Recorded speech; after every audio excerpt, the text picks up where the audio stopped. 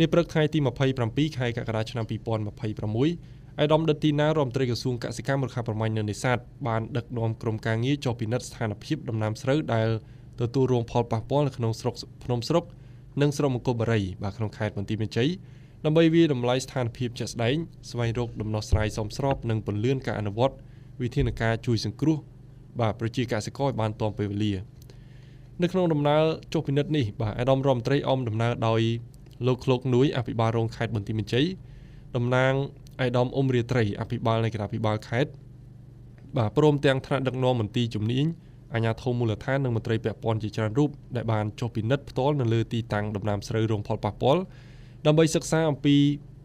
បាទទំហំនៃការខូចខាតនិងតម្រូវការជាក់ស្ដែងរបស់ប្រជាកសិករការចុះពិនិត្យនេះបានបង្ហាញអំពីការយកចិត្តទុកដាក់របស់រាជរដ្ឋាភិបាលនិងក្រសួងកសិកម្មក្នុងការតាមដានស្ថានភាពផលប៉ះពាល់ទៅលើវិស័យកសិកម្មព្រមទាំងជំរុញការអនុវត្តវិធានការអន្តរកម្មឲ្យមានប្រសិទ្ធភាពសម្ដៅកាត់បន្ថយការខាតបង់និងជួយស្ដារផលិតកម្មកសិកម្មឡើងវិញឲ្យបានឆាប់រហ័សនៅក្នុងការនោះអាយដាមរដ្ឋមន្ត្រីបានគូបញ្ជាក់ថាក្រសួងកសិកម្មរុក្ខាប្រមាញ់និងនេសាទនឹងបន្តសហការយ៉ាងជិតស្និទ្ធជាមួយក្រសួងធនធានទឹកនៅតុនិយមព្រមទាំងគណៈកម្មាធិការជាតិគ្រប់គ្រងគ្រោះមហន្តរាយនិងអាជ្ញាធរពាក់ព័ន្ធគ្រប់ជាន់ថ្នាក់ដើម្បីពន្លឿនការអនុវត្តវិធានការស្ដារនិងជួយសង្គ្រោះវិស័យកសិកម្មនៅតាមតំបន់ដែលរងផលប៉ះពាល់ជាមួយគ្នានេះក្រសួងនឹងបន្តវាយតម្លៃស្ថានភាពជាបន្តបន្ទាប់និងរៀបចំវិធានការគ្រប់គ្រងចាំបាច់ដើម្បីជួយឲ្យបងប្អូនប្រជាកសិករអាច